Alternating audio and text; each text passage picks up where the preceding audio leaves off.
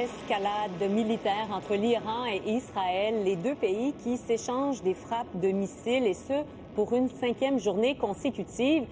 Donald Trump se mêle du conflit. Marc-Antoine, le président américain demande à l'Iran de se rendre à ce stade-ci. Oui, exige une capitulation sans condition, spécifie entre autres qu'il sait exactement où se cache le soi-disant guide suprême iranien Ali Khamenei, qu'il est en sécurité pour le moment et que les forces américaines, en tout cas avec l'usage du nous, on peut présumer qu'il parle ici de l'armée des États-Unis, ne vont pas l'éliminer, dit désormais avoir un contrôle total et complet du ciel iranien. Chaque mot est lourd de conséquences ici dans cette publication. Je le disais, l'usage du nous, c'est intéressant parce que ça voudrait dire et ça impliquerait une participation américaine dans ce conflit en Iran. Il faut savoir que pour le moment, les membres donc, de l'équipe de Donald Trump ainsi que le président américain se retrouvent au sein de la Situation Room, donc le centre de commandement pour discuter des derniers détails. Et selon le média Fox News, on dit que des frappes américaines en Iran seraient étudiées, seraient sur la table pour le moment. Évidemment, ce sera décidé au cours des prochaines heures. Les Israéliens qui ont aussi demandé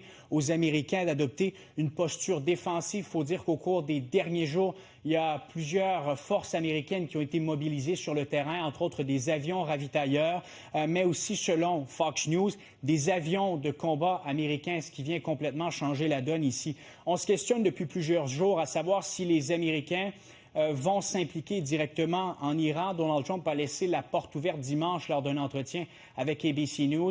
Il faut dire que l'allié israélien met de la pression pour tenter de joindre les Américains à cette campagne militaire. Opération israélienne qui vise entre autres à détruire plusieurs sites nucléaires. C'est le but de cette opération que l'on juge, entre autres, d'une menace existentielle pour l'État d'Israël. Vous voyez tous ces sites qui sont dissimulés sur le territoire de l'Iran. Celui qu'on surveille, c'est le site Fordo. Il est situé donc aux abords d'une montagne, en fait à 80 mètres, en sous-sol, et les entrées donc qui sont dissimulées, presque secrètes. Jusqu'ici, il faut comprendre que c'est le 2e site d'enrichissement d'uranium en importance en Iran, en sous-sol, en plein cœur des montagnes.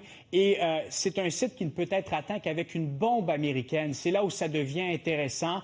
Ça nécessiterait donc l'usage d'une bombe à charge pénétrante qui pèse plus de 13 000 kg et qui devrait être lâchée par un bombardier américain. Alors, les prochaines heures seront certainement décisives du côté du Moyen-Orient, Maria. Oui, d'ailleurs, je vais en parler avec un colonel à la retraite des Forces armées canadiennes un peu plus tard.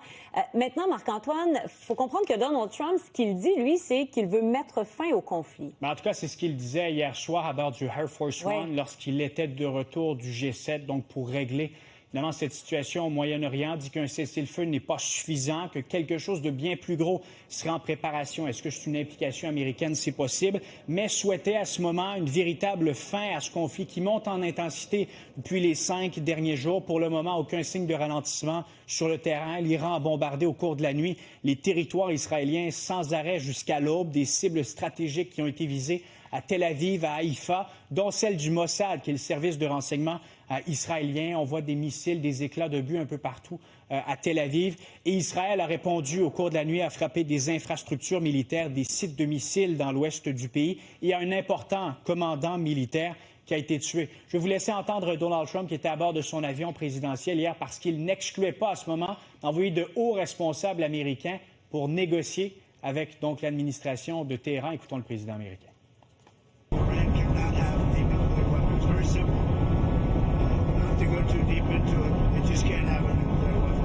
There's reports that you want to send the Vice President and Steve Witkoff to meet with the Iranians and have discussions. Is that something you're considering? Not sure yet. I may. Depends on what happens when I get back.